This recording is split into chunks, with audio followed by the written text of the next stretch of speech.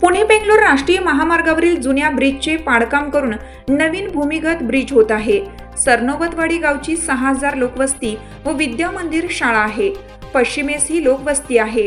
Bridge पाडल्यामुळे शाळेची मुले, जनावरे व ये-जा करण्यासाठी महामार्ग रोखला। त्वरित पर्यायी व्यवस्था करावी अशी मागणी भारतीय राष्ट्रीय राज्यमार्ग प्राधिकरण उजळाईवाडी कोल्हापूर यांना ग्रामपंचायत सरपंच शुभांगी अडसूळ, ग्रामपंचायत सदस्य, ग्रामस्थ यांनी केला आहे। दरम्यान भारतीय राष्ट्रीय राज्यमार्ग प्राधिकरण ग्रामस्थांची गैरसोय लक्षात घेऊन तोडगा काढत नाहीत, तोपर्यंत ग्रामस्थांनी महामार्ग रोखून धरला, तर रस्त्यावरच ठाण मांडून आंदोलन केलं। गांधीनगर पोलिसांनी हस्तक्षेप करीत ग्रामस्थांना विश्वासात घेऊन प्राधिकरणाच्या अधिकाऱ्यांना घटनास्थळी बोलवण्यात आलं। यावेळी अधिकाऱ्यांना धारेवर धरत ग्रामस्थांनी सुरक्षेसाठी आवश्यक ठिकाणी स्पीड ब्रेकर करावेत, तसेच शिवाजी विद्यापीठ ते सांगवडेकडे जाणारा रस्ता हा 60 फूट असून त्याचे रुंदीकरण करून द्यावे। रस्त्यात अतिक्रमण असेल तर ते काढून घ्यावे। प्रशासनाने ब्रिज पाडण्यापूर्वी ग्रामस्थांना किंवा ग्रामपंचायतीला पूर्व कल्पना दिली नाही। पूर्वेकडील पसरीचा नगर, सरनोबतवाडी ग्रामस्थ, शाळकरी मुले, पालक, अडसूळ मळ्यातील शेतकरी, मनेर मळ्यातील नागरिक, भोसले नगरमधील ग्रामस्थांची गैरसोय झाली। यामुळे ग्रामस्थांनी आक्रमक पवित्रा घेत ग्रामपंचायतीकडे तक्रारी केल्या होत्या। पर्यायी व्यवस्था जोपर्यंत होत नाही तोपर्यंत ब्रिजचे काम चालू करू नये अशी मागणीही ग्रामस्थांनी केली। यावेळी लोकनियुक्त सरपंच शुभांगी अडसूळ, उपसरपंच, ग्रामपंचायत सदस्य, सर्व ग्रामस्थ, गांधीनगर पोलीस ठाण्याचे सागर वाघ यांच्यासह हायवेचे अधिकारी व कर्मचारी उपस्थित होते। किरण असून मी सामाजिक कार्यकर्ता।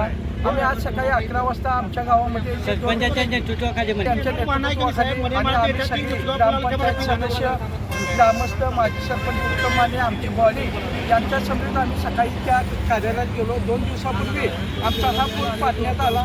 पाडण्यात आल्यानंतर त्या अधिकाऱ्यांनी सर्व्हिस रोड किंवा इतर फॅसिलिटी दिल्या नसल्यामुळे आज 1च्या सुमारास आमच्या सर्व्हिस रोडपाशी गाड्या ॲक्सिडेंट झाला।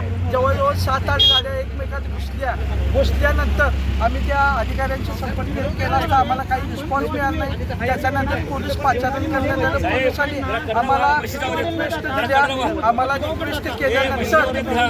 रिक्वेस्ट केल्यानंतर आम्ही त्या अधिकाऱ्यांची चर्चा केली आणि आज आम्हाला त्या अधिकाऱ्यांनी आमच्या गावाचं जेवढं काही सगळं जे सर्व्हिस रोड असतील, ज्या काही समस्या असतील, स्पीड ब्रेकर असतील, ते करण्याचं आश्वासन दिल्यानंतर आम्ही त्या वाहतुकीची प्रक्रिया आम्ही पूर्णपणे सुरळीत केली आणि पोलीस अधिकारी असतील किंवा प्राधिकरणाचे अधिकारी असतील, हायवेचे अधिकारी असतील, त्यांना आम्ही कोऑपरेट केलं आणि आम्हाला तिने आजच आत्ता आम्हाला ज्या काही समस्या असतील त्या दूर करण्याचा आम्हाला सूचना दिली। हिरकणी न्यूज करिता विजय शिंदे, उचगाव, कोल्हापूर।